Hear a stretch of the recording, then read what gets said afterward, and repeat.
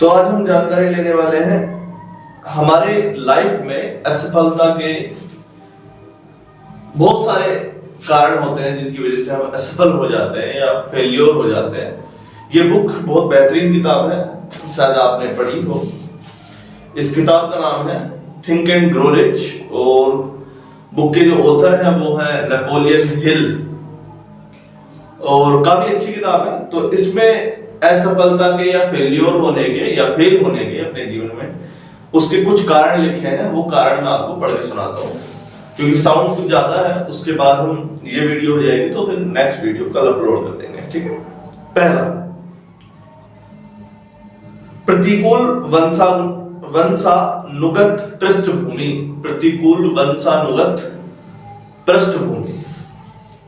जो लोग मस्तिष्क की शक्ति में एक कमी के साथ पैदा होते हैं, बहुत कम चीजें हैं जो उनके लिए की जा सकती है। दर्शन मास्टरमाइंड के माध्यम से एक कमजोरी को पाटने की विधि प्रदान करता है। तथापि लाभ के साथ निरीक्षण करें कि विफलता के 30 कारणों में से एक यही है, प्रतिकूल वंशानुगत पृष्ठभूमि। मान लीजिए कि आप कोई एक ऐसा काम करते हैं जिसमें आप पूरी तरीके से प्रतिकूल हैं या उसमें अनुकूल नहीं हो पा रहे हैं। हो सकता है कि आप किसी काम को करने में असफल हो रहे हैं बार बार।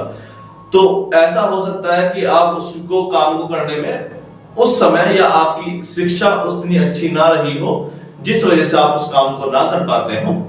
तो इसका एक तरीका क्या है कि आप उस काम को करने के लिए एक मास्टरमाइंड ग्रुप समूह तैयार करें। मास्टरमाइंड ग्रुप का मतलब अपने आसपास के ऐसे मित्रों को, ऐसे साथियों को तैयार करें जो आपके उस काम में आपकी मदद कर सके। फॉर एग्जांपल, अगर स्टूडेंट लाइफ की बात करें तो कोई स्टूडेंट हो सकता है कि मैथ में या हिंदी में या किसी और सब्जेक्ट में, सोशल साइंस में, संस्कृत में, किसी भी विषय में कमजोर हो सकता है। तो अपने उसके एक साथ में ऐसा मित्र हो सकता है जो उसकी मदद कर सकता है। प्रतिकूल वंशानुगत पृष्ठभूमि, तो ये ऐसे लोग होते हैं जो वंशानुगत या फिर जन्म से ही किसी विषय में वीक पड़ सकते हैं या उनका पुराना जो अनुभव रहा या जहां से वो निकल करके आए वो उस विषय में कमजोर हो सकते हैं।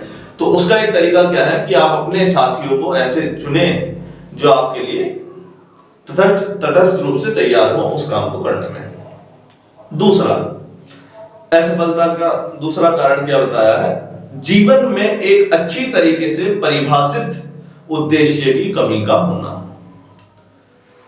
हर कोई जो इस जीवन में है वो असफल होता है अगर उसके पास एक लिखित, एक सही उद्देश्य नहीं है। तो फॉर एग्जांपल, एक स्टूडेंट जो अभी 9वीं 10वीं क्लास में था, मान लेते हैं कि उसका उस समय सपना रहा हो कि वो आर्मी में जाएगा क्योंकि उसने आर्मी की कोई मूवी देख ली, इसी वजह से कुछ दिन बाद हो सकता है उसने एस्ट्रोनॉट की मूवी देख ली तो एस्ट्रोनॉट बनने का मन कर जाता है। तो इसी तरीके से ये बदलता रहता है और स्टूडेंट लाइफ में इतनी कंफ्यूजन रहती है कि वो एक क्लैरिटी नहीं रख पाता कि उसे एक्चुअल में करना क्या है। तो इस चीज को इन्होंने स्पष्ट बोला है कि आपका उद्देश्य जो आप कर रहे हो उस समय पर जहां अभी आप हैं, तो वो आपको एक स्पष्ट होना चाहिए कि परिभाषित उद्देश्य का मतलब सही रूप से उसकी भाषा हो, आपको पता हो या आप उसे एक लाइन में उत्तर दे सकें कि हाँ मुझे जीवन में ये करना है। फॉर एग्जाम्पल, अगर किसी को अपने जीवन में एंटरप्रेन्योर बनना है तो उसका एक लाइन का उद्देश्य ये हो सकता है कि मैं आने वाले 5 साल में या 10 साल में या 20 साल में 20,000 लोगों को नौकरी दूंगा। ये मेरा एक उद्देश्य हो सकता है। केवल एक लाइन का जवाब है कि मैं 20,000 लोगों को काम दूंगा। ये एक छोटा सा उत्तर है अपने जीवन को परिभाषित करने का। या 50,000 लोगों को मैं काम दूंगा, ये मेरे जीवन का लक्ष्य है। या इसके अलावा एक काम और भी हो सकता है जो आप अपने मन में उतार के रख सकते हैं कि मैं इस पूरे समाज को अच्छी शिक्षा दूंगा। दूसरा ये हो सकता है कि मैं अच्छे से पढ़ाई करूंगा। या अभी के लिए अगर आपका आईआईटी के रूप में देख सकते हैं तो आप ये नहीं बोलेंगे कि मैं आईआईटी में रैंक 1 लाऊंगा। मैं ये आपका उद्देश्य ये हो सकता है कि मैं आईआईटी के जितने संभवतः क्वेश्चन हो सकते हैं 30, 40,000, 50,000 सवाल, ये 40,000 सवाल मैं करूंगा। तो आपका उद्देश्य फिलहाल के लिए छोटा सा ये भी हो सकता है कि मैं 40,000 सवालों को करूंगा। ये एक लक्ष्य बना सकते हैं स्टूडेंट लाइफ के आधार पर। सामान्य उद्देश्य के से ऊपर की महत्वाकांक्षा का अभाव। सामान्य उद्देश्य एक नॉर्मल लाइफ के उद्देश्य को बोलते हैं। जैसे हम बोलते हैं कि एक आम आदमी अपने जीवन में एक कंफर्ट जोन को चाहता है मोस्टली, कि मुझे 40,000 50,000 तक की नौकरी मिल जाए और वो उस लेवल पे आके अपने आप को संतुष्ट महसूस करता है, और संतुष्ट महसूस करने के केस में वो आगे की ग्रोथ को आगे नहीं बढ़ा पाता और अपने आप को वहीं पर ठहराव में महसूस करता है। तो महत्वाकांक्षा मतलब इंटरनल एनर्जी या अपनी अंदर की आत्मा, जिससे वो कहीं ना कहीं पहुंच पाए, उस तह तक अगर वो पहुंचना चाहता है तो हो सकता है कि उससे उसके भी आगे का सोच के चलना पड़ेगा। मान लीजिए कि आपका कोई लक्ष्य है कि आपको 10,000 किलोमीटर चलना है, किसी लोगों को उत्साहित करने के लिए कि वे अपने हेल्थ कॉन्शियस हो जाएं, किसी एक फिटनेस फ्रेंडली या फिट फ्रेंडली जो लोग हैं, अच्छे हेल्थ कॉन्शियस में रहते हैं, हेल्थ कॉन्शियसनेस बढ़ाना चाहते हैं समाज में, और वो एक लक्ष्य रखे कि मैं 10,000 किलोमीटर आज चलूंगा और लोगों को कहूंगा कि उन्हें भी चलना चाहिए। तो हो सकता है कि अगर वो 20,000 किलोमीटर का लक्ष्य लेकर के चले तो 10,000 किलोमीटर जरूर चल पाएगा, ऐसा कुछ ये कहना चाहती है क्रिया किताब। ठीक, इसका जो नेक्स्ट असफलता का कारण है वो है अपर्याप्त शिक्षा।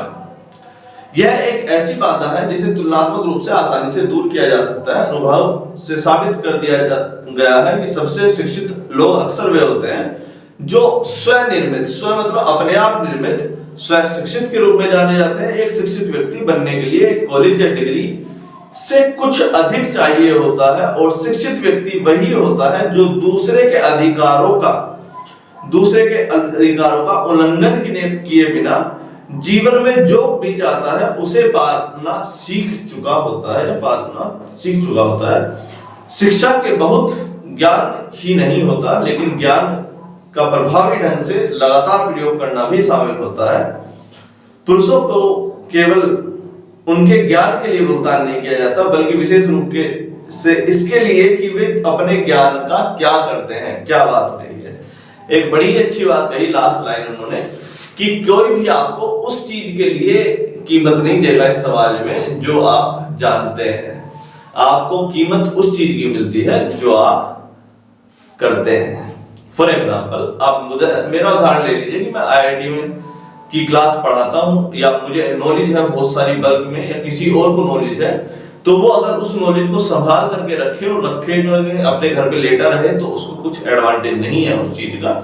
या आप भी हो सकता है कि आप बहुत ज्ञानी हो और आपके पास बहुत सारी नॉलेज हो, और आप उस नॉलेज को अपने पास संगवा के रखे हुए हैं कि मैं ये करूंगा, आपको उसका कुछ एडवांटेज नहीं मिलने वाला। रियलिटी इसकी जब आप उसे जमीन पर उतार देंगे तब अब आपको उसका एडवांटेज मिलेगा, या आपको कुछ उसका फल मिलेगा। तो वही है अपर्याप्त शिक्षा। वैसे शिक्षा तो लेनी ही चाहिए। हो सकता है कि डिग्री कॉलेज में जाने से लोग कतराते हैं कि कॉलेज में जाने से, आजकल एक ट्रेंड भी बना है कि देखो मैं 12वीं तक पढ़ा हूं, मैं 10वीं तक पढ़ा हूं, या मैं 11वीं तक पढ़ा हूं, मैं फिर भी सफल हो गया। लेकिन ये एक अच्छा विकल्प नहीं है समाज को अच्छी तरफ लेके जाने का। रियलिटी इसकी हो सकता है कि 1-2 लोग या 2-4-5 लोग सफल हो जाए अपने जीवन में, कि वे कम पढ़े हुए हों या कम पढ़ते हों, या किसी भी वजह से उन्हें अपनी शिक्षा छोड़नी पड़ी और फिर भी वो तरक्की कर गए। लेकिन पूरे समाज को उस रास्ते की तरफ लेके जाना कि आप भी पढ़ाई मत करें, ये गलत विचार हो सकता है। तो मैं ये मान के चलता हूं, आप अभी जो कर रहे हैं अगर आप उसे पूर्ण नहीं कर सकते तो भविष्य में जो आप करेंगे उसे आप कैसे पूरा करेंगे। फॉर एग्जाम्पल, अगर अभी आप 12वीं क्लास में हैं या अभी आप IIT की तैयारी कर रहे हैं, अगर आप उसे अच्छे से नहीं कर सकते या आप उस पर अभी पूर्ण रूपेण फोकस नहीं कर पा सकते, तो अगर आप जीवन में आगे चल के कुछ भी काम करें और जब आप इसे पूरे मन से नहीं करेंगे तो उसे भी पूरे मन से नहीं करेंगे, इसके 80% 90% चांसेस हो सकते हैं। ठीक, ये बात आपको आई होप सो कि समझ में आई हो। अपर्याप्त शिक्षा का मतलब हमें शिक्षा का अधिकार है और हमें शिक्षा लेनी भी चाहिए उस हद तक कि जहां तक हमारा लक्ष्य पूरा हो जाए, कम से कम उतनी शिक्षा होनी चाहिए। ये केवल एजुकेशन के पर्पस से नहीं है, यह इसमें एक लाइन आई थी स्वशिक्षित। स्वशिक्षित का मतलब अपने आप पढ़ाई करने को भी हम स्वशिक्षा बोलते हैं। फॉर एग्जाम्पल, अगर कोई ऑथर या कोई बड़ा बिजनेसमैन भी आप ले लो, किसी भी बड़े से बड़े बिजनेसमैन को हो सकता है कि उसने पढ़ाई लिखाई 10 साल पहले बंद कर दी हो, फिर भी वो किताबें डेली पढ़ता है। आत्म अनुशासन की कमी।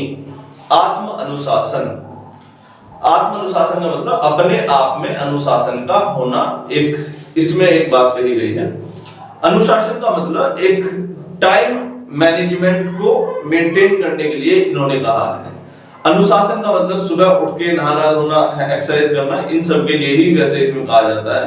अनुशासन मतलब अपनी एक पीरियोडिक लिमिट को सेट कर देना या उसे कार्य रूप में लाना।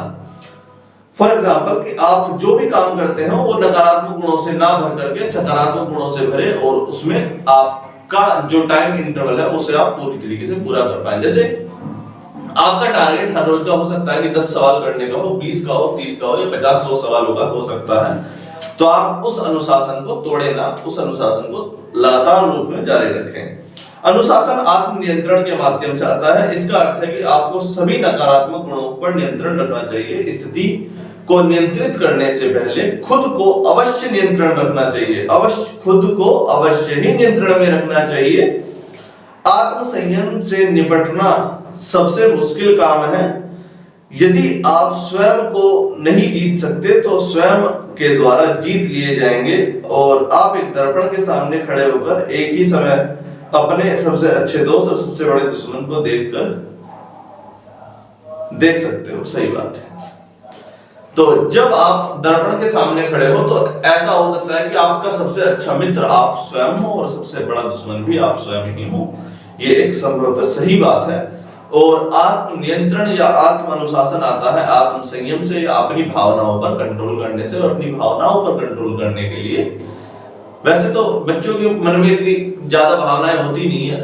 आमतौर पे आइडियल स्टूडेंट्स के मन में जो भावनाएं उत्पन्न हो सकती हैं कभी कभी किसी नई मूवी को, किसी स्टार्स को लेकर के, वो टाइम कंज्यूम ज्यादा हो जाता है। ये एक हमने देखा है। इसके अलावा वो अपनी और किसी काम में भी व्यस्त हो सकते हैं। जैसे अपनी महिला या गर्ल्स पार्टनर के केस में भी वो थोड़े से बिजी हो जाते हैं। ये भी एक केस माना जा सकता है कि उनकी कोई लड़की दोस्त रही हो या लड़का दोस्त रहा हो। ऐसे केसेस में भी वे थोड़े से व्यस्त हो सकते हैं। ये एक अलग कारण बन सकता है कि उनकी कमजोरी का या उनके टाइम कंजप्शन का। आत्म अनुशासन का मतलब टाइम मैनेजमेंट के लिए कहा है। और आईआईटी या आईएएस या किसी और विषय में आप जानते हैं कि हर टाइम की एक कीमत रहती है, हर एक सेकंड की कीमत होती है। और वो टाइम अगर आप कहीं और खर्च करते हैं तो उसका नुकसान तो आपको जरूर होगा। ठीक। बुरा स्वास्थ्य है। कोई भी व्यक्ति अच्छे स्वास्थ्य के बिना उत्कृष्ट सफलता का आनंद नहीं ले सकता। बुरे स्वास्थ्य के कई कारण महारत और नियंत्रण के अधीन हैं। इनमें से मुख्य है स्वास्थ्य के लिए प्रतिकूल खाद्य पदार्थ, विचारों की गलत आदतें, नकारात्मक बातों की को अभिव्यक्ति देना और अधिक भोग। ये 3 बातें कही हैं। स्टूडेंट की लाइफ में कही जाए तो जो हम खाना खाते हैं अगर वो अच्छा नहीं है तो वो हमारी सेहत को नुकसान पहुंचाएगा। और ऑब्वियस सी बात है कि हमारी नेक्स्ट डे की जो रूटीन है उसको तोड़ने के लिए बिल्कुल कारगर साबित हो जाएगा कि हमारी जो नेक्स्ट डे है जो हम काम करते हैं वो उस रूप में ना कर पाए जिस रूप में हम करते हैं। इसके अलावा विचारों की गलत आदतें। विचारों मतलब हमारे अंदर जाने वाली या हमारे ईयर जो कि एक सेंस ऑर्गन की तरह है हमारा, हम जो सुनते हैं वो अगर हमारे अंदर गलत बातें अंदर जाती हैं या नेगेटिव थॉट प्रोसेस अंदर जाता है तो उस वजह से भी हम असफल होने के चांसेस हो सकते हैं। ठीक। समुचित शारीरिक व्यायाम की कमी। शारीरिक व्यायाम मतलब हो सकता है कि बच्चे क्योंकि रात को आज 12-1 बजे तक सोते हैं तो एवरेज टाइमिंग हो गई है भारत की, पूरे इंडिया की लगती है मुझे लग रहा है 11-12 बजे की। गांव के केस में हो सकता है कि लाइट हो जाती हो तो जल्दी बच्चे क्यों ना सो जाते हो, पर फिर भी 11-12 बजे की एवरेज टाइमिंग के साथ अगर हम सुबह उठ के एक्सरसाइज करें तो और ज्यादा परेशानी हो जाए। लेकिन शारीरिक व्यायाम जो बच्चे आर्मी में या कहीं और तैयारी करने के लिए जाते हैं, पुलिस के लिए जाते हैं, वो तो ऑब्वियसली सी बात है कि वो तैयारी करते हैं एक्सरसाइज। लेकिन जो बच्चे जेईई की तैयारी करते हैं, आईएएस की, किसी और एग्जाम की अच्छे से अच्छे एग्जाम की तैयारी करते हैं, एंटरप्रेन्योर्स के लिए भी तैयारी करते हैं, तो उन्हें भी अपनी हेल्थ थोड़ी सी ठीक रखनी चाहिए ताकि उन्हें थोड़ी एनर्जी रहे उनके शरीर में, वो काम कर पाए। ठीक। बचपन के दौरान प्रतिकूल पर्यावरणीय प्रभाव। हिंदी बहुत अच्छी लिखी है और बहुत अच्छी खासी हिंदी है। बचपन के दौरान प्रतिकूल पर्यावरणीय प्रभाव, जैसे टहनी मोड़ने पर वैसे ही पेड़ उगेंगे। आपराधिक प्रवृत्तियों वाले ज्यादातर लोगों को बचपन के दौरान अनुचित संगत या बुरे माहौल के परिणाम के रूप में प्राप्त होती है। मोस्टली जो बच्चे सफल नहीं हो पाते हैं, उसका एक मुख्य कारण उनके बचपन में उनके साथ अच्छा व्यवहार ना होना भी हो सकता है। मोस्टली बच्चे इस चीज को अपने आप से रिलेट कर सकते हैं कि हो सकता है कुछ मामलों में उनके साथ अच्छा बिहेवियर ना किया जाता हो, जैसे पढ़ाई को लेकर के भी इसमें एक बहुत कंपैरिजन चलता है, पूरी सोसाइटी में ही चलता है, तो आपको देखने को मिल जाता है। इसके अलावा उनकी हेल्थ को लेकर भी मिल जाता है, कुछ बच्चे ज्यादा लंबे हो जाते हैं, कुछ छोटे, कुछ काले रंग के हो जाते हैं, कुछ सांवले, कुछ भूरे रंग के भी ज्यादा हो जाते हैं, तो उनके कलर का भी मजाक, कुछ बच्चे की आंखों पे चश्मा लग जाता है तो चश्मे तक का मजाक उड़ जाता है कुछ बच्चों के केस में, तो ये मैंने नोटिस किया है। और इवन घर की संगत का भी असर पड़ जाता है, घर के आस पड़ोस में हो सकता है कि थोड़ी बहुत झगड़ा रहता हो तो उसका भी असर बच्चों के ऊपर पड़ता है, तो वो हमने देखा है, या बड़े लोगों पर भी उसका प्रभाव जरूर पड़ता है। इसके बाद जो मुझे सबसे ज्यादा लगता है जो असफलता का मुख्य कारणों में से सबसे टॉप पे होना चाहिए, वो है टाल मटोलने की आदत या टाल मटोलता। ये वर्ड सुनने में बड़ा आसान है, चलो कल कर लेंगे, चलो कल कर लेंगे, 12 ही तो बजे, कल सुबह 5 बजे उठूंगा फिर कर लूंगा, चलो 10 सवाल ही तो बचे हैं, कल कर लेंगे, एक घंटे का काम और ही तो बचा है, कल करेंगे, आज सिर में दर्द हो रहा है, कल करेंगे, आज की क्लास का मन नहीं कर रहा, चाउमीन खाने चलते हैं, कल करेंगे, मेरे दोस्त की फूफा की तबीयत खराब है, उनको देखने जाना है, कल करेंगे। मतलब ऐसे ऐसे कारण ढूंढ लेते हैं, दूर की जिसकी रिश्तेदारी का कोई पता वता भी नहीं है उससे भी हम रिश्तेदारी निकाल करके उसके जिम्मे हो जाते हैं और अपना काम टाल देते हैं। टाल मटोलने की आदत एक छोटी समस्या है, लेकिन ये पूरे जीवन में असफलता का सबसे प्रमुख कारण, इसे सबसे नंबर 1 जगह पर होना चाहिए था शायद। तो टाल मटोलता यह विफलता के सबसे सामान्य कारणों में से एक है। बूढ़े आदमी की टाल मटोल ये हमेशा हर इंसान की छाया में खड़ा उसकी सफलता के खराब कारण करने की संभावना का इंतजार करता रहता है। हम में से अधिकांश लोग जीवन भर असफल रहते हैं क्योंकि हम कुछ सार्थक करना की शुरुआत करने से सही समय का इंतजार करते हैं। क्या बात कही है, हम कुछ अच्छा करने के लिए सही समय का, भाई अच्छा सा टाइम आएगा, वो वाला अगले साल की मैंने उस तारीख को सोच रखा, 6 महीने बाद मैं वो शुरू करूंगा, और उस तारीख को शुरू करने की सोचते हैं, उस टाइम कभी आता नहीं है, ये बात तो हम जानते हैं। तो सही समय का इंतजार करते हैं और इंतजार नहीं करें, समय कभी सही नहीं होगा। अगर जहां आप खड़े हैं वहीं से शुरू करें, आपके पास आपके अधिकार में जो कुछ भी है बेहतर उपकरण मिल जाएंगे। ठीक, जो आपके पास है उस समय आप जो शुरू कर देंगे उससे आपका सॉल्यूशन मिल जाएगा। ठीक, नेक्स्ट केस जो असफलता के मुख्य कारणों में से एक में आता है वो है आपका हट की कमी। कौन सा? हट की कमी। हट धर्मी एक वर्ड सुना जाता है, ये बच्चों के केस में इस्तेमाल होता है। जब बच्चा बोलता है कि टॉफी चाहिए, टॉफी चाहिए, टॉफी चाहिए, टॉफी चाहिए, टॉफी चाहिए, टॉफी खानी है, कुछ भी कर लो बेटा, ले 10 रुपए 10 का नोट ले ले, शाम को दिलवाऊंगा, नहीं टॉफी खानी है। तो यहां पर वही दिखाया है, अधिकांश लोग शुरू तो बहुत अच्छा करते हैं लेकिन उसमें हट की कमी हो जाती है। चलो हमने IIT की प्रिपरेशन स्टार्ट करी, कुछ दिन बाद पता चलता है कि हम कमजोर पढ़ने लग जाते हैं। जब हमने देखा कि इजी सवाल करवा रहे हैं तो हो रहा है, आनंद आ रहा है, फिर पता चलता है कि 10 दिन बाद, 20 दिन बाद या 15 दिन बाद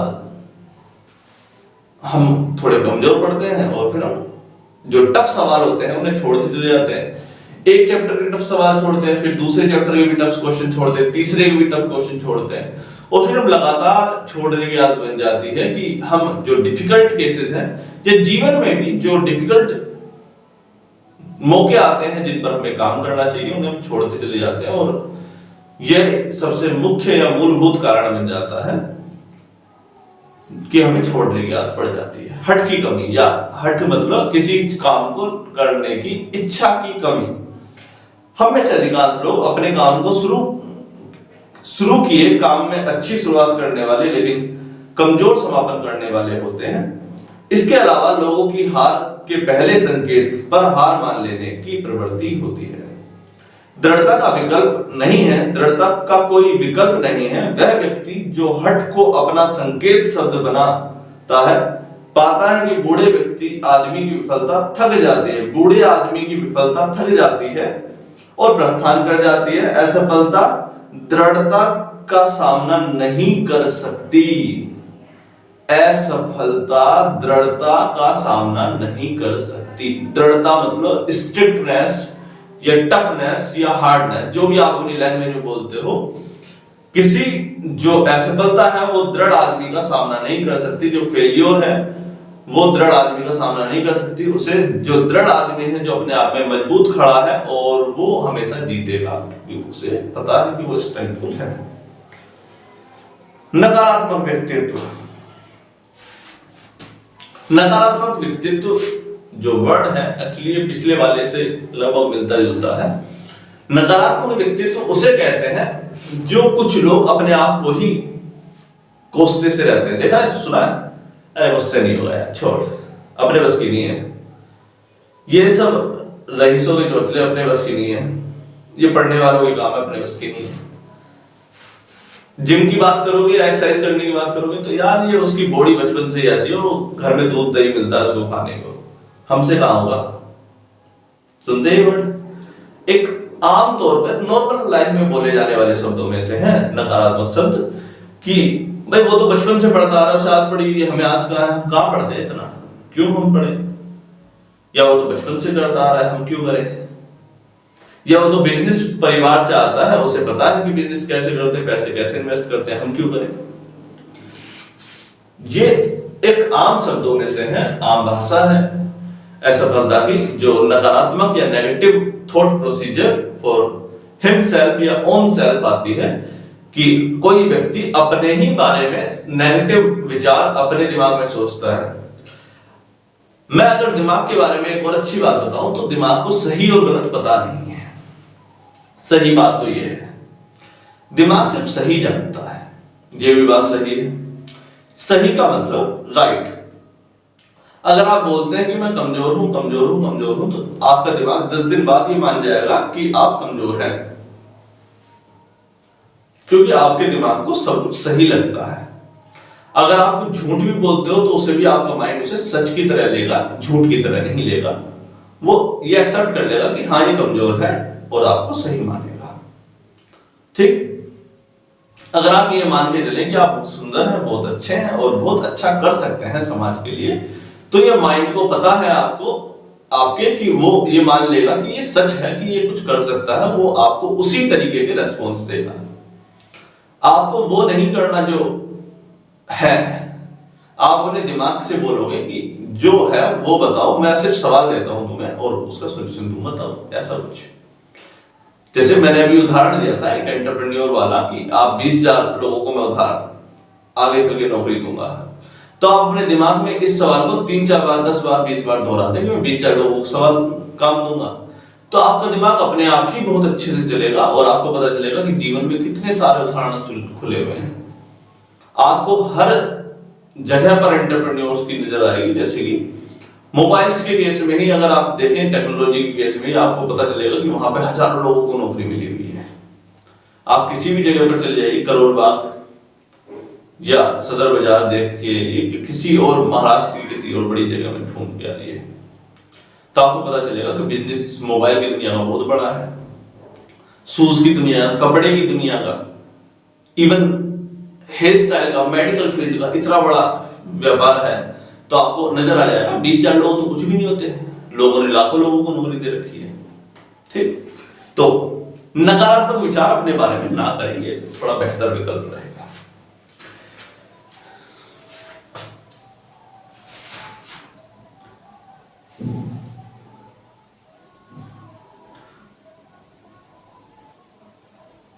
कुछ नहीं के बदले कुछ की अनियंत्रित इच्छा। कुछ नहीं के बदले कुछ की अनियंत्रित इच्छा। देखा ना, रातों रात करोड़पति होने का सपना केबीसी लोग देखते हैं सुबह से शाम तक, तुम्हें बताइए कुछ काम तो बचा नहीं आजकल, केबीसी देख ले, एक एक मैसेज करके डालते हैं। हो सकता है अमिताभ बच्चन के सामने हम लोग बैठने का मौका मिल ही जाए। कुछ नहीं के बदले कुछ करने की इच्छा, कुछ पा लेने की इच्छा, ये लोगों के मन में बहुत होती है। स्पष्ट रूप में उन लोगों के सामने बहुत होती है जो स्टॉक मार्केट चलाते हैं। देखा होगा स्टॉक मार्केट में लगे रहते हैं सुबह शाम तक, पता है कि स्टॉक मार्केट में आएंगे, रुपया डूबेगा, चलेगा, और उन्हें ये नहीं पता कि स्टॉक मार्केट में रुपया केवल वो कमा सकता है जिसे रुपए की जरूरत नहीं है। स्टॉक मार्केट से अगर कोई पैसा कमाना चाहता है तो वो वही कमाता है जिसे रुपए की जरूरत नहीं है। सीधी सी बात तो यही है। जो ये इच्छा करके बैठा है कि मैं आज सुबह बैठा हूं शाम को करोड़पति बनूंगा, सीधी सी बात है वो स्टॉक मार्केट से बर्बाद होकर के निकलने वाला है। और स्टॉक मार्केट से पैसा वो कमाएगा जिसे रुपए की इच्छा नहीं है। वो बोलेगा कि मुझे तो अभी चाहिए ही नहीं, मुझे 5 साल बाद चाहिए, 10 साल बाद चाहिए। तो कुछ नहीं के बदले कुछ पा लेने की जो इच्छा करता है उसके जीवन में कुछ पूरा नहीं होता। फॉर एग्जाम्पल, अगर वो आदमी जो स्टॉक मार्केट में भी सफल हो पा रहा है तो उसका एक मूलभूत कारण है कि उसने अपने जीवन के 4 साल, 3 साल, 5 साल उस समय को दिए हैं और उस पर लगातार काम किया है, इस वजह से आज वो प्रॉफिट ले रहा है। और हम आए हैं अभी 4 महीने पहले, उसमें एक्टिव हफ्ते में 1 दिन होते हैं, उसके बाद भी हमें प्रॉफिट चाहिए, तो प्रॉफिट आएगा कैसे? नहीं आएगा, सीधी सी बात है। और उसके बाद भी हमारी इच्छा ये होती है कि 2 दिन में प्रॉफिट आ जाए, ये तो बिल्कुल भी नहीं होगा भाई। अगर आप ये मान के लक्ष्य मान के चले कि मैं साल भर बाद प्रॉफिट निकालूंगा तो आपका प्रॉफिट होगा ही होगा, सीधी सी बात। साल में 1 बार तो स्टॉक ऊपर जाएगा ही जाएगा, अगर वो मतलब स्टॉक अच्छा है। अगर किसी काम वाले बच्चे की बात करें कि वो ये ख्वाब देख रहा हो कि मैं IIT में जाऊंगा, 1 करोड़ 2 करोड़ के पैकेज लगते हैं तो मुझे पैकेज मिलेगा, तो सीधी सी बात उसका नहीं होने वाला। उसको अपने दिमाग से ख्वाब बाहर निकाल देना चाहिए कि उसका होने ही वाला नहीं है। अगर IIT के बच्चे की बात करें तो कि कोई तैयारी कर रहा है, वो ये ख्वाब देखे कि IIT में जाने से 1 करोड़ का पैकेज मिलता है, तो उसका नहीं होने वाला है, स्पष्ट बात है। अगर उसके दिमाग में एक ख्वाब आता है कि हाँ मैं 30,000 सवाल करूंगा या हर विषय की हर चैप्टर का 300-400 क्वेश्चन करूंगा और उन्हें 3-4 बार 5 बार प्रैक्टिस करूंगा, तो उसका IIT में सिलेक्शन हो जाएगा। ये किस लाइन की बात है? किसी एंटरप्रेन्योर की बात करें, वो अगर ये चाहता है कि मैं ज्यादा से ज्यादा लोगों को काम दे पाऊं या करा पाऊं या करवा पाऊं या खुद कर पाऊं, कि मैं 300, 400, 500 लोगों से काम निकलवा पाऊं या खुद भी कर पाऊं या 10 लोगों से करवा पाऊं, इवन अगर कोई छोटा एंटरप्रेन्योर है मैं 2 लोगों से भी काम अपने साथ करवा पाऊं, तो वो भी सफल आगे होगा। तो कुछ नहीं के बदले कुछ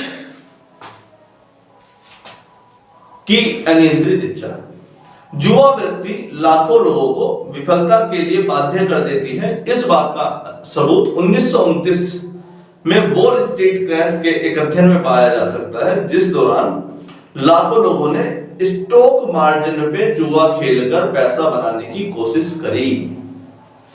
तो ये इन्होंने भी स्टॉक का उदाहरण दिया 1929 का, मैंने ये देखा नहीं है तो मैंने अपने उदाहरण से दे दिया है ना।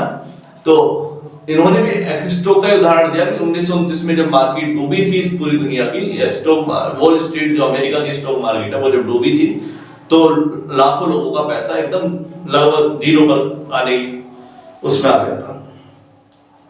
नियंत्रण को अच्छी तरीके से परिभाषित करने की शक्ति की कमी, निर्णय को अच्छी तरह से परिभाषित करने की शक्ति की कमी।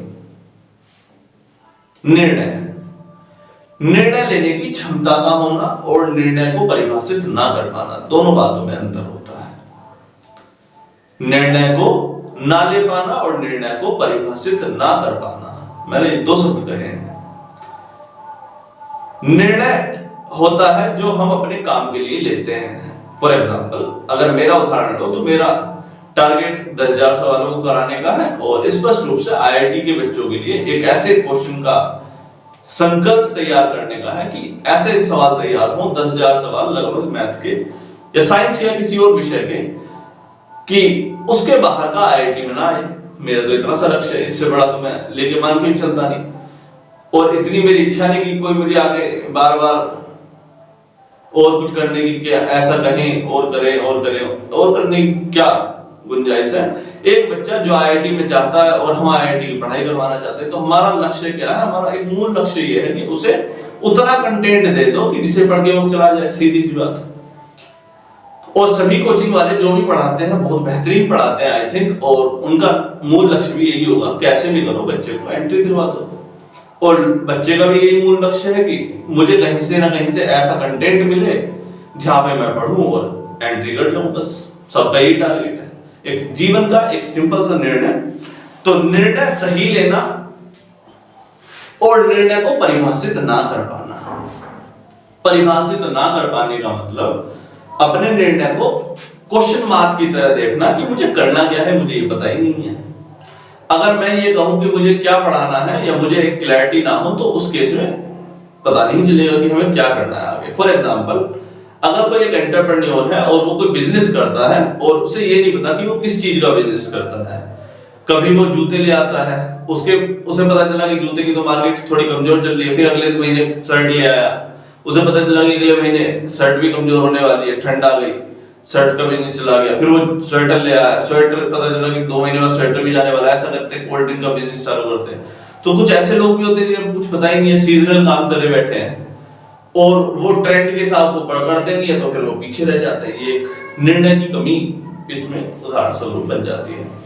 जबकि ये बात एक आसान सी है समझने वाली, जैसे किसी आदमी को ठंड के लिए बिजनेस करना है, मान लेते हैं स्वेटर का बिजनेस करना है और स्वेटर क्योंकि ठंड में बिकता है तो सीधी सी बात है जिसे ठंड में स्वेटर बेचना है वो गर्मी में खरीदेगा क्योंकि गर्मी में माल सस्ता मिलेगा। ये तो एक लाइन की बात है। तो जिसे ठंड में बिजनेस करना है या सीजनल काम करना है क्यों तो वो उस काम को खरीद के कब बैठेगा, ऑफ सीजन खरीदेगा। सीधी सी बात है भाई, माल आप जब ही तो खरीदोगे जब सस्ता मिलेगा। तो एक एंटरप्रेन्योर की सीधी सी लाइन की बात होती है कि ठंड में जो व्यापार करेगा वो उस काम को कब सोचता है, गर्मियों में सोचता है, और जो गर्मियों में सोचता है वो ठंड में खरीदेगा। सीधी सी बात है ना। तो वही केस है इस लाइन को समझने वाली, अपने निर्णय को परिभाषित करना कि मैं किस सीजन में काम करूंगा या कब काम करूंगा, उस चीज को एक क्लैरिटी से रखना। तो सफल होने वाले लोग निर्णयों पर तुरंत पहुंचते हैं और अगर बदलते हैं तो बहुत धीरे धीरे बदलते हैं। निर्णय पर पहुंचना तुरंत है, बदलना धीरे धीरे, बदलना नहीं है। असफल लोगों के निर्णय लेने के बाद बहुत धीरे धीरे निर्णय तक पहुंचता है, उन्हें अक्सर जल्दी जल्दी बदलते रहते हैं। अनिर्णय और टालमटोल जुड़वा भाई हैं, जहां एक मिल गया दूसरा भी आमतौर पर वहीं पाया जा सकता है।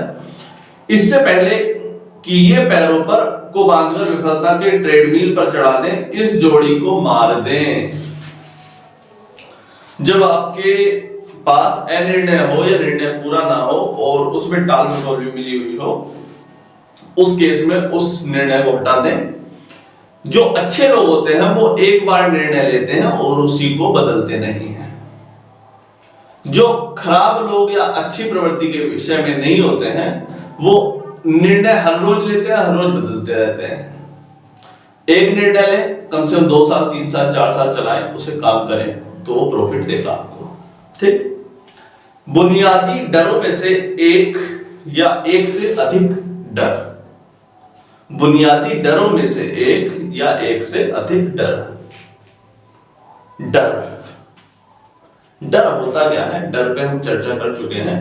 पूरी दुनिया में हर कोई कमजोर है, उसका मुख्य कारण है डर। डर का जो मुख्य कारण होता है, जहां तक मुझे पता है, वो है नॉलेज या ज्ञान की कमी, अज्ञानता। लोगों को डर लगता है, जैसे कोरोना आया, इतनी भयावह बीमारी आई और लोगों को इतना डर लगा वो अपने घरों में से बाहर निकलने को भी तैयार नहीं हुए। वो अलग कारण था कि पुलिस ने बहुत डंडा बजाया, तो पुलिस ने डंडा बजाया इस वजह से बाहर नहीं निकले, नहीं। एक अज्ञानता भी रही। उस समय हमारे पास कोरोना की डिटेल्ड जानकारी नहीं थी, सॉल्यूशन नहीं था। इस समय कोरोना निकले हुए 2 साल हो गए, आप पता है कि कोरोना से कुछ खास ऐसा हुआ नहीं, हमने वैक्सीन लगवा रखी है, अब हमें कुछ होना वैसे भी नहीं है, तो डर अब हमें है नहीं। इसके बाद लोगों को बहुत सारे डर होते हैं, जैसे कि जो आदमी 10,000 20,000 रुपए की नौकरी कर रहा है तो उसे अपनी सैलरी नौकरी जाने का खतरा होता है। अगले महीने के बिल चुकाने का खतरा होता है कि मेरे ऊपर उधार हो जाएगा 2 महीने का, तो कैसे उतारूंगा। फिर वो 2 महीने का उधार, सीधी सी बात है, वो 3 महीने में शिफ्ट हो सकता है, 4 महीने में भी शिफ्ट हो सकता है। तो ये एक चीज हमने नोटिस करी है कि डर इस पूरे समाज में भारी पड़ जाता है, और डर का जो समाधान है वो है अज्ञानता, और इसका समाधान क्या है, ज्ञान की कमी। या नॉलेज का अभाव, तो नॉलेज इसके लिए बहुत आवश्यक है और उसके लिए स्वशिक्षित होना या अपने आप को शिक्षित करते रहना जरूरी है। इसके बाद हालांकि एक और है, शादी में गलत जीवन साथी का चयन। शादी, हालांकि ये बच्चों के पर्पस से तो बिल्कुल भी नहीं है ये केस, शादी में गलत जीवन साथी का चयन ये बड़े लोगों के लिए है। जो लोग जो शादी करते हैं, कभी अगर उनका जीवन साथी अलग या गलत आ जाए तो उसके केस में उनका जीवन अपने जिस विषय में है उससे जरूर हट जाएगा और उस केस में वो परेशानी में आएंगे। फिलहाल स्टूडेंट्स के लिए इस टॉपिक का फिलहाल कोई महत्व नहीं है, क्योंकि आप सभी पढ़ने वाले हैं, तो आपके लिए यह जरूरी है कि आप अपने फोकस करें आईआईटी की तैयारी पर, ठीक। और जो पढ़ाई कर चुके हैं और वो लोग इस वीडियो को देख रहे हैं, उनके केस में जीवन साथी का चयन एक घनिष्ठ संबंध है। एक तरीके से आपका जो जीवन साथी है वो आपके एक मित्र की तरह, एक दोस्त की तरह होता है और पूरी लाइफ अगर आप किसी के साथ रहते हैं तो उसकी बातों का प्रभाव आपके ऊपर जरूर पड़ता है। और अगर वो सिर्फ पॉजिटिव और सिर्फ अच्छी बातें करता है तो ऑब्वियस सी बात है कि आप ग्रोथ करते हैं। और अगर वो हो सकता है कि वो अच्छी बातें ना करता हो या कम करता हो, ऐसा भी संभवतः हो सकता है कि आपका जीवन साथी जो भी है वो अच्छी बातें कम करता हो, नेगेटिव बातें ज्यादा आती हो या खर्चीले ज्यादा हो, ऐसे व्यवहारिक रूप से हम मान सकते हैं। इसमें खर्चीला केवल लेडीज के केस में नहीं आता, गर्ल्स के केस में नहीं, केवल बॉयज या जो मेल है, मेल फैक्टर, उसमें भी खर्चीले लोग होते हैं। तो ऐसे केसेस में भी हमें एक केस दूसरे को संभाल सकता है आसानी से, अगर आप थोड़ी सी कोशिश करें तो अपनी पॉजिटिविटी से दूसरे की नेगेटिविटी को हरा सकते हैं, ठीक। मान लीजिए कि किसी की घर की इनकम 10,000 रुपए है, 20,000 रुपए है। इसका बहुत सरल सा उदाहरण है, एक किताब है आपकी बेबीलोन का सबसे अमीर आदमी करके, उसमें आपको देखने को मिलेगा अगर किसी व्यक्ति पर कि जो महीने की कमाई है वो 10 अंडे है, उसमें एक कहानी सुनाने को मिलती है।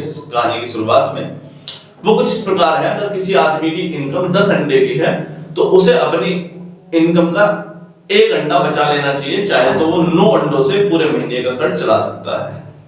यानी कि 10,000 में से वो 1,000 रुपए अगर बचा ले तो उसके बाकी के 9 अंडों से वो अपने महीने का खर्च चला सकता है। अगर उसके पास मान लीजिए कि कर्जा भी है तो कर्जे में अपनी इनकम का 20% यानी कि ये 2 अंडे भी वो लगा सकता है। अगर मान लेते हैं कि आपके ऊपर 1 लाख का 50,000 कर्जा है तो कर्जे वाले से ये ना कहें कि मैं अगले महीने दूंगा, उससे स्पष्ट बात करें और उससे कहें कि मैं आने वाले 6 महीने में तुम्हारा कर्जा दूंगा, या 7 महीने में, 8 महीने, साल भर में आपका कर्जा दूंगा। उससे एक बात को तो उसको बुरा लगेगा, लेकिन उसमें क्लैरिटी आ जाएगी कि मैं उसे 1 साल में कर्जा दूंगा और हर महीने के 2,000-3,000 रुपए करके दूंगा। मान लीजिए कि आपकी जो भी इनकम रही हो उसके अकॉर्डिंग आप उसका केवल 20% ही कर्जे में चुकाएंगे और उस तरीके से आपके ऊपर कर्जे का दबाव भी हट जाता है। बाकी की 70% 10 अंडों में से आपने क्या किया, एक अंडे का क्या किया आपने, बचा लिया, 2 अंडे कर्जे के, बाकी के बचे 7 अंडे। इन 7 अंडों में यानी कि अगर आपकी इनकम 10,000 है तो 7,000 में ही आपको अपना घर चलाना है। यही एक मूल मंत्र है और आप ये अपने आप को समझाएं, अपने जीवन साथी को समझाएं तो आपको आसानी से जीवन कट सकता है। कंडीशन अप्लाई अगर आप किसी प्रकार के नशे के शिकारी नहीं हैं, और अगर आप खुद किसी प्रकार का नशा करते हैं तो सीधी सी बात है, आपका अधिकार नहीं कि फिर आप ये 70% की बात करें, ठीक, क्योंकि आपका खर्चा भी फिर उस 70% में ही आएगा। हाँ बेटा, अति सावधानी उस व्यक्ति को जो कोई भी जोखिम नहीं लेता, आमतौर पर सभी के चुन लेने के बाद बचा लेना पड़ता है। अधिक सावधानी भी उतनी ही बुरी है जितनी की कम सावधानी, दोनों से ही बचना चाहिए। जीवन स्वयं जोखिम तत्व से भरा है। वो आदमी जो अपने जीवन में कोई जोखिम नहीं लेता, वो तरक्की कैसे करेगा। जोखिम ना लेना एक बहुत बड़ी बात है, जोखिम ना लेना। इसे बोलते हैं अपने कंफर्ट जोन में आ जाना। मान लीजिए कि कोई एक एंटरप्रेन्योर है, उसने अपनी इनकम कर ली महीने की 1 लाख रुपया, आसानी से हो सकती है, 2-3 साल 4 साल मेहनत करेगा तो आसानी से किसी की भी बन सकती है। और जब वो 1 लाख रुपए महीने इनकम होगी तो अब वो आ गया कंफर्ट जोन में। अब 1 लाख में से उसकी जो खर्चा है मान लेते हैं कि 40-50 हजार रुपए है, बाकी के 50 हजार कमा रहा है, तो रियलिटी इसकी कुछ सालों बाद या साल 2 साल 3 साल बाद वो खर्चा जो है उसका 50 हजार से बढ़ के 70-80 हजार तक हो सकता है, और फिर उसको वही इनकम कम लगनी शुरू हो सकती है। या एक ऐसा खराब समय भी आ सकता है जब वो उसकी इनकम 1 लाख से घटकर थोड़ी सी कम हो जाए, हो सकता है 50-60-70 हजार तक आ जाए, तो उस केस में उसका खर्चा तो 40 हजार ही है, तो उस केस में उसकी जो बचने की संभावना है वो कैसी हो जाएगी, कम। अगर थोड़ा और कम आ गया तो फिर वो एकदम लिमिट पे आ जाएगा। तो ये एक कहने वाली बात यहाँ पर कही गई है, जो व्यक्ति अपने जीवन में कभी भी जोखिम नहीं लेता या कंफर्ट जोन में रहना चाहता है, अनकंफर्ट जोन में नहीं जाना चाहता, तो उसके केस में ये थोड़ी समस्या वाली बात है। ठीक, तो वो ग्रोथ कैसे करेगा? एक गलत पैसे का चयन, एक गलत पैसे का चयन, गलत पैसे का चयन, ये बात सभी के लिए है। गलत पैसा केवल बड़े लोगों के लिए नहीं, गलत पैसा बच्चों के लिए भी है। कुछ बच्चे जिनका मन थोड़ा सा कम करता है साइंस साइड पढ़ने का, और पेरेंट्स के दबाव में मान लेते हैं और वो साइंस साइड ले लेते हैं, और साइंस साइड लेने के पश्चात उन्हें पता चलता है कि वो साइंस साइड को एक्सेप्ट नहीं कर पा रहे। हो सकता है बहुत सारे केसेस में ऐसा हो जाता है कि वो साइंस साइड को एक्सेप्ट नहीं करते, और फिर भी दबाव में ये मानते रहते हैं कि मैं कर लूंगा। इतना ज्यादा प्रेशर अपने दिमाग पे डालते हैं, इतना ज्यादा, मैंने बहुत बल्क में देखा है, बच्चे स्ट्रेस में रहते हैं और फिर पूरे जीवन भर स्ट्रेस में रहते हैं। वो अपने पेरेंट्स से इतनी सी बात नहीं कह पाते कि मैं इस चीज को नहीं झेल पा रहा, मैं स्पष्ट बात करूं कि मैं एक गलत पैसे में हूं। गलत पैसे का मतलब मैं गलत जगह पर हूं। आप स्पष्ट अपने पेरेंट्स से कह सकते हैं कि मेरा मन नहीं करता साइंस साइड पढ़ने का, या मेरा मन नहीं करता कि मुझे कम समझ में आती है, तो मैं जितना हो गया है उतना हो गया, मेरी इच्छा कम करती है पढ़ने की, मेरी कम नहीं पड़ती, मैं IIT नहीं कर सकता। ये भी एक देखो, स्पष्ट उत्तर अपने जीवन से कभी नहीं बोलना चाहिए। स्पष्ट उत्तर कभी भी झूठ नहीं बोलना चाहिए। मतलब मैं ये कह रहा हूं, अपने आप से कम स्पष्ट रहें कि हाँ मैं कर सकता हूं, मैं नहीं कर सकता हूं, इतनी सी तो बात है। तो आप अपने आप से स्पष्ट रखें अपने आप को कि मैं जो कर रहा हूं वो उस समय पर ठीक है, और अगर मैं कमजोर भी हूं तो मेहनत करके आगे बढ़ सकता हूं, और अगर मैं कमजोर नहीं हूं तो फिर कोई बात ही नहीं, फिर तो है ना। तो अगर आपको लगता है कि आप गलत जगह पर हैं तो कोई दिक्कत नहीं है, आप उतने में संतुष्ट रहिए, आप मेहनत करते रहिए। अगर आपको लगता है कि आप बिल्कुल नहीं कर सकते तो छोड़ दीजिए, कुछ और कर लीजिए जो आपको लगता है कि जिसमें आप सफल हो पाए उसे। एक गलत पैसे का चयन उस व्यक्ति को कहते हैं जिसने कहीं से सटीक जानकारी ना ली हो या उस विषय की जानकारी ना ली हो।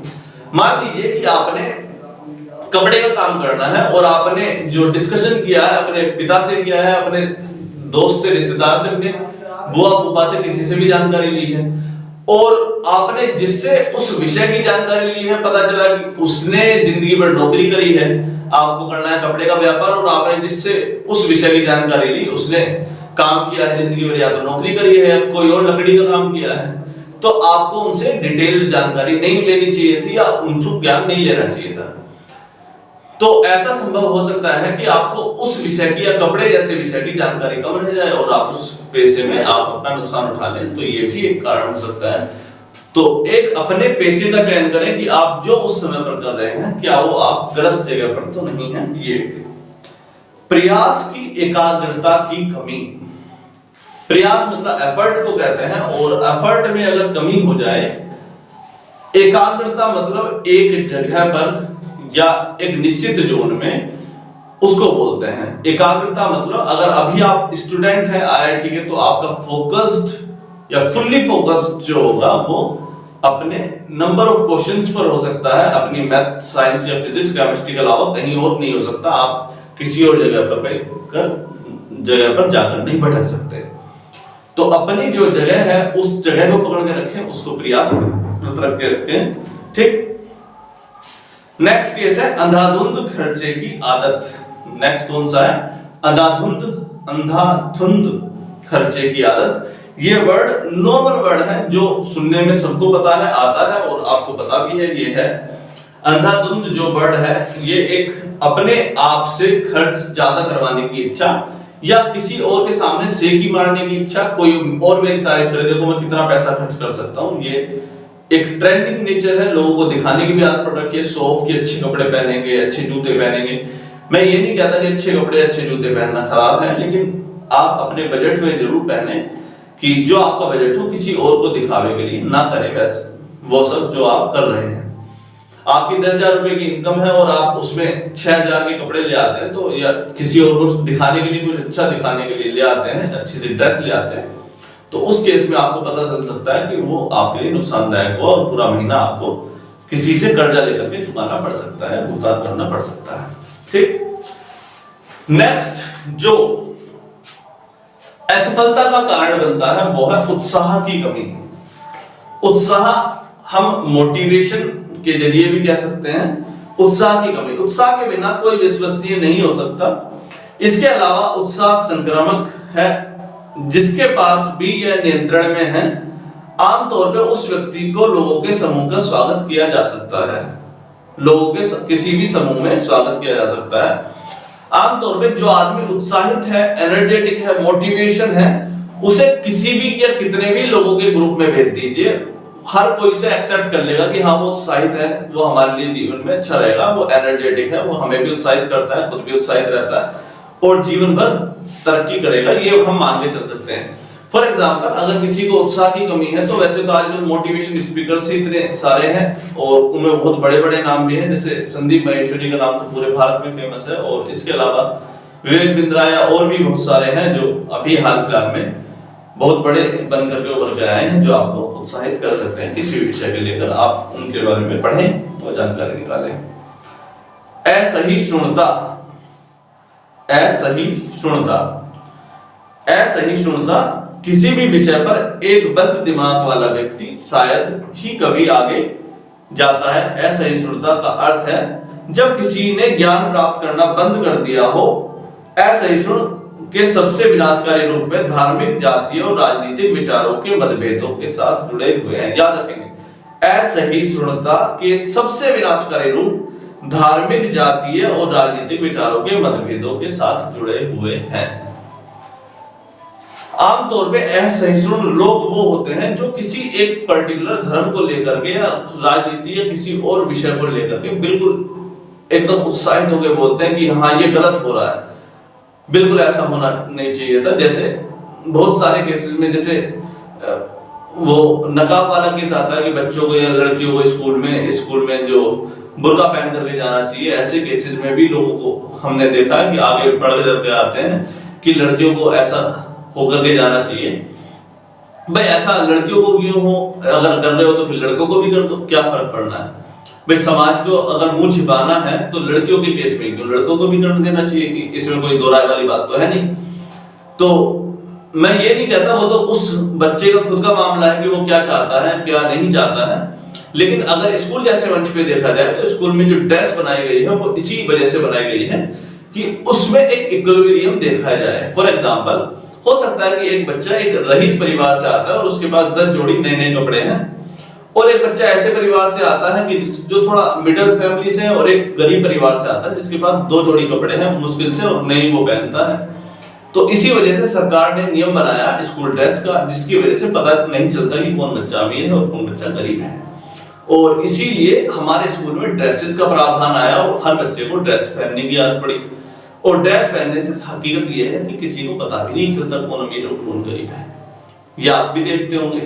और अगर ऐसे केसेस में हम अपने दिमाग पर असहिष्णुता जारी कर ले कि क्या चीज होनी चाहिए क्या नहीं चीज होनी चाहिए, हर चीज को केवल एक बंद दिमाग के तौर पर देखें कि ये गलत हो रहा है ये सही हो रहा है, तो वो आमतौर में तरक्की नहीं करता, क्योंकि उसका दिमाग बंद हो चुका है ऑलरेडी। तो वो और जानकारी या एक्सेप्टेंस की आदत नहीं डाल सकता, और एक्सेप्टेंस की आदत ना डालने के केस में वो ग्रोथ कर ही नहीं सकता। तो ये एक जानने वाला विषय है कि अपने दिमाग को बंद ना करें, थोड़ा सा खुला रखें। किसी भी विषय पर 2 या 2 से ज्यादा या 5 से ज्यादा भी तरीके हो सकते हैं उसका सॉल्यूशन निकालने के। हम तो मैथमेटिक्स में स्पष्ट रूप से बोलते हैं कि एक तरीके सवाल को एक तरीके से ना देख करके 2 या 3 या 4 या 5 तरीकों से आप देखें तो आपको पता चल जाएगा कि आप किस जगह पर गलत हैं, आप उसे कैसे सोल्व कर सकते हैं। चलिए, असंयम पेशेंस या पेशेंस का ना होना, संयम का ना होना, धैर्य का ना होना।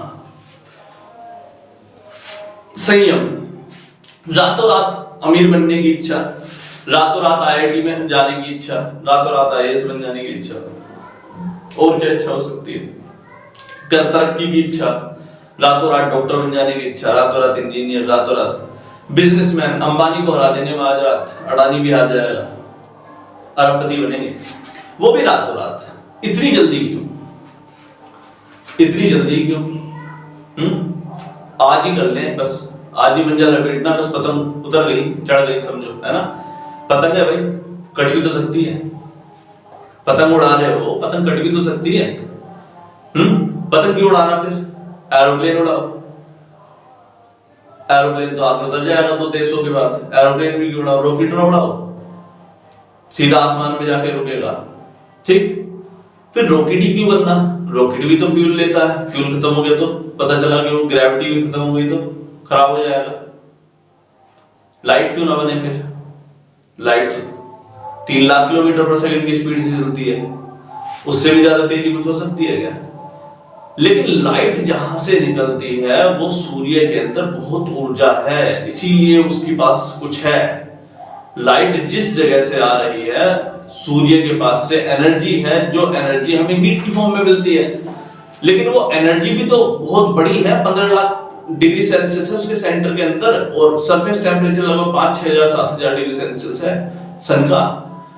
जब उसके पास इतनी सारी एनर्जी है, जब वो जाकर के कुछ एनर्जी हमें दे रहा है, लाइट दे पा रहा है, और आप इतनी सी एनर्जी लेकर के 2 रोटी खा करके और उसके अंतर्गत ये माने कि आप रातों रात कुछ अच्छा कर दें, तो ये संभवतः नहीं हो पाएगा। तो उसके लिए आपको सालों साल लगते हैं।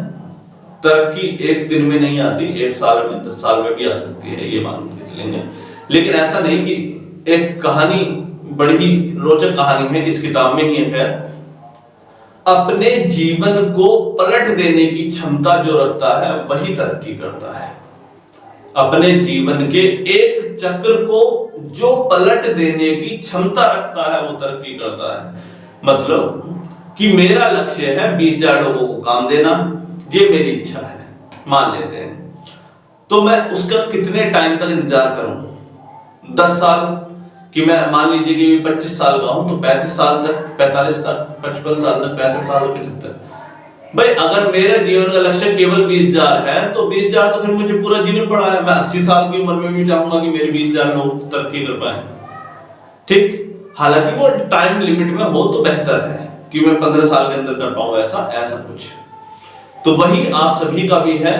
आप सभी ये माने कि आपको ईयर्स ऑफ पेशेंस की आवश्यकता होती है, और ईयर्स ऑफ हार्ड वर्क या कंसिस्टेंट हार्ड वर्क की आवश्यकता होती है, जब जाके सूर्य जैसी ऊर्जा आपके अंदर बनेगी और वो एनर्जी लाइट की स्पीड से चलेगी जैसी लाइट चलती है। तो फिर रॉकेट या एरोप्लेन बनने की आवश्यकता नहीं पड़ेगी। क्लियर है? तो असंयम मतलब पेशेंस चाहिए होता है सालों का, जो तरक्की करके देता है। आप रातों रात किसी भी चीज को नहीं कर सकते, सीधी सी बात है। दूसरे के साथ सहयोग में असमर्थता, दूसरे के साथ सहयोग में असमर्थ होना।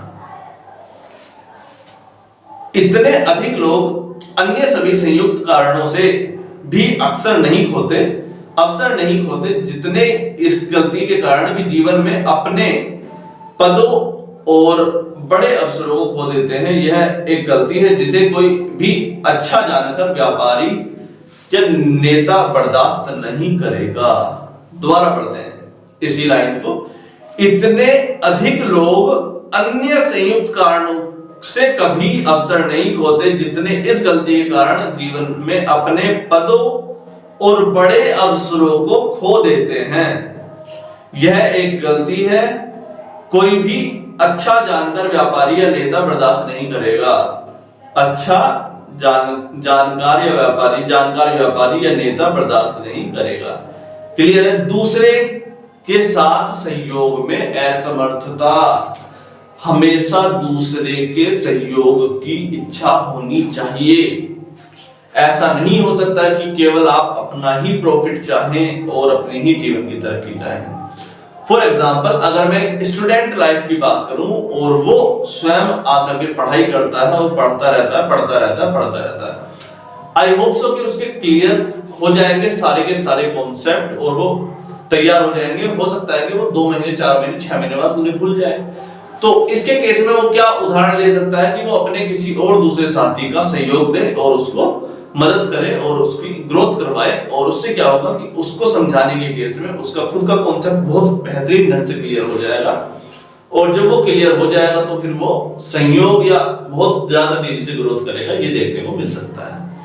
तो इसे हम अगर स्टूडेंट लाइफ की बात करें तो इसे कंबाइंड स्टडी के तौर पर देखा जाता है कि 2 या 2 से ज्यादा बच्चे समूह में जब पढ़ाई करते हैं और वे सिर्फ पढ़ाई करते हैं, कुछ और नहीं करते हैं। पढ़ाई करने का मतलब सिर्फ पढ़ाई, वो फोन पे बिजी ना हो जाए या बातों में ना लग जाए, इस विषय को मैं स्पष्ट रूप से लेकर चलता हूं तो वो तरक्की करेंगे। और अगर इंडस्ट्री की बात करें तो इंडस्ट्री तो सीधी सी बात है, कोई एक आदमी चलाता नहीं है, उसमें 10, 20, 50, 100, 500 लोगों का सहयोग चाहिए होता है।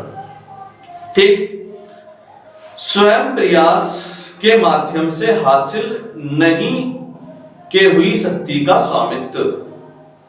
स्वयं प्रयास के, सुनो दोबारा से, स्वयं प्रयास के माध्यम से, स्वयं मतलब अपने प्रयास के माध्यम से हासिल नहीं की हुई शक्ति का स्वामित्व।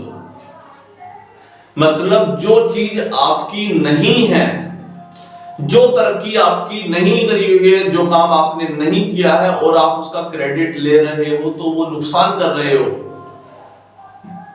मान लीजिए कि आप किसी भी काम को अभी करते हैं और वो आपकी जगह आपके मित्र ने किया है और आप उस पर अपना सहयोग बना बैठे कि ये काम मैंने किया है, उसका क्रेडिट लेकर के काम पूरा कर लिया।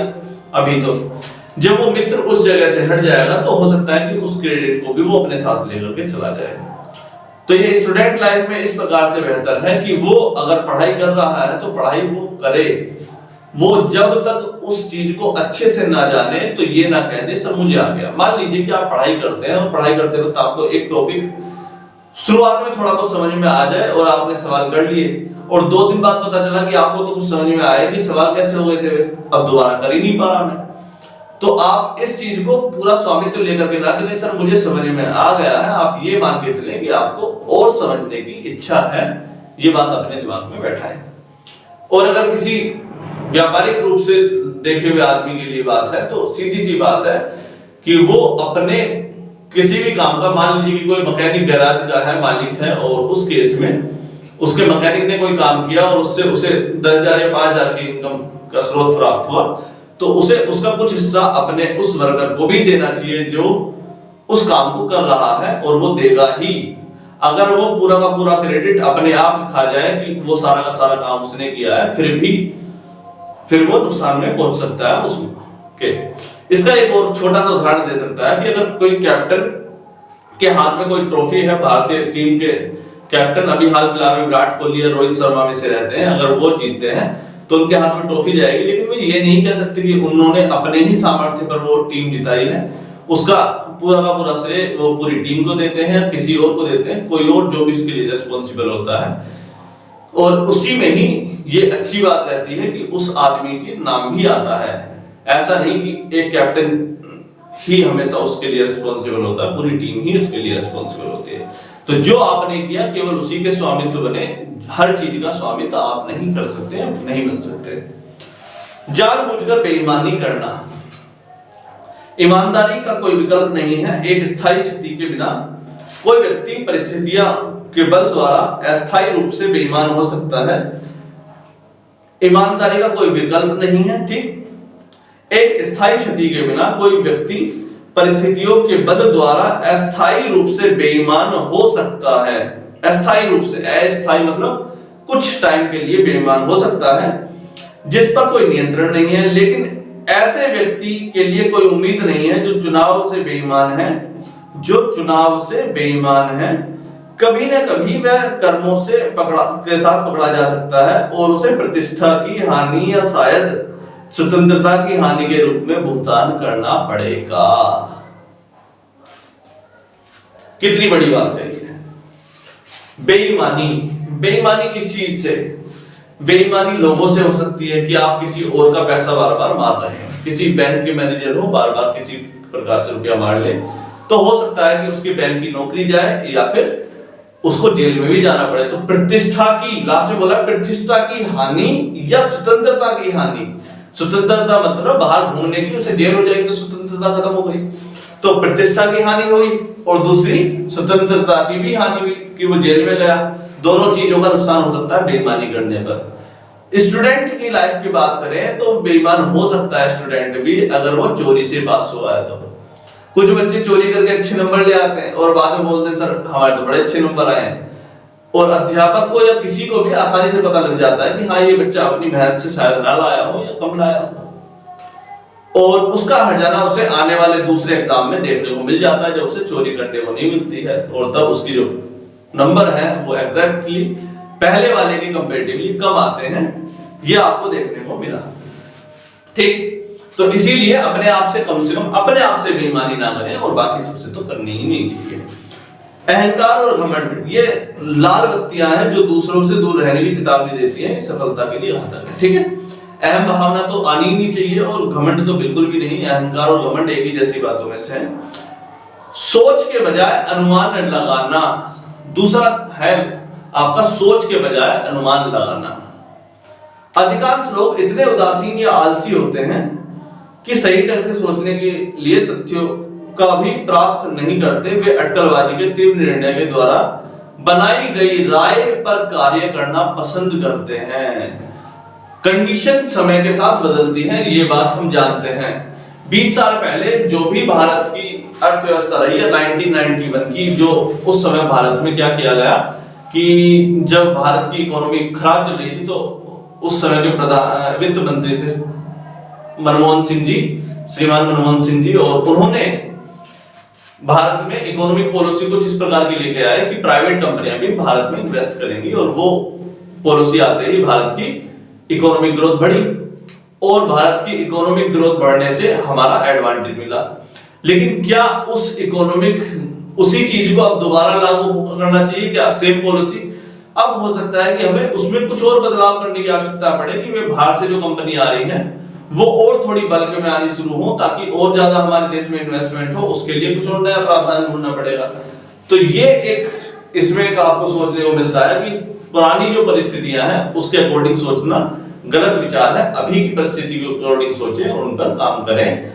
कि अभी आप मान लीजिए स्टूडेंट लाइफ के आधार पर देखे जाए तो आप अगर अभी आपका 8वां 9वां महीना चल रहा है, सितंबर अक्टूबर नवंबर दिसंबर चल रहा हो, जो भी आपके महीना है, और आपके मार्च अप्रैल से पेपर हो, तो उसके अकॉर्डिंग आप नियम बनाएं और उसी के आधार पर काम करना शुरू करें। लास्ट जो इसमें केस है असफलता का मुख्य कारण के रूप में पूंजी की कमी। इस पूंजी की कमी को इसलिए सबसे लास्ट में रखा है क्योंकि बहुत ही कम चांसेस ऐसे होते हैं पूंजी की कमी से कोई हारता है। फिर भी हार जाते हैं बहुत सारे लोग जो पूंजी की कमी से ही हारते हैं, हो सकता है काम शुरू ही ना कर पाए। गलतियों के सदमे को अवशोषित करने के लिए और जब एक प्रतिष्ठा स्थापित ना हो चुके हों तब उन्हें आगे बढ़ाने के लिए अपर्याप्त आरक्षित पूंजी या पहली बार व्यापार शुरू करने वालों के लिए यह एक विफलता का आम कारण है। तो स्पष्ट बोला है कि जब कोई पहली बार व्यापार स्टार्ट कर रहे हो तो हो सकता है कि उन्हें पहली बार व्यापार करने के लिए आमतौर पे विफलता इसलिए मिल जाती है क्योंकि पूंजी की कमी पड़ जाती है। तो पूंजी की विफलता आमतौर पे इसका समाधान ये हो सकता है कि आप जो कर रहे हो उसे इतना बड़ा शुरुआत में ना करें, बिल्कुल बल्क में बड़ा वाला ओपन करके ना देखें, उसे एक डेमो प्रोडक्ट के रूप में मार्केट में उतारें, एक छोटा पदार्थ के रूप में उतारें, एक छोटे स्टॉल के रूप में उतारें, छोटा सा काम के रूप में उतारें, ताकि आपके पास पूंजी की कमी ना पड़े या जितने आप अरेंज कर सकें। अगर आप एकदम की बड़े लेवल पे उतरते हैं तो आपके पास हो सकता है पूंजी की कमी पड़ जाए तो आपका काम बंद हो सकता है, सीधी सी बात है। तो ये मुख्य कारण रहे जो आज हमने सीखे असफलता के कारण। तो आज की आईआईटी क्लास के बदले कैसे लगे ये आपको असफलता के कारण, कमेंट में बताएं।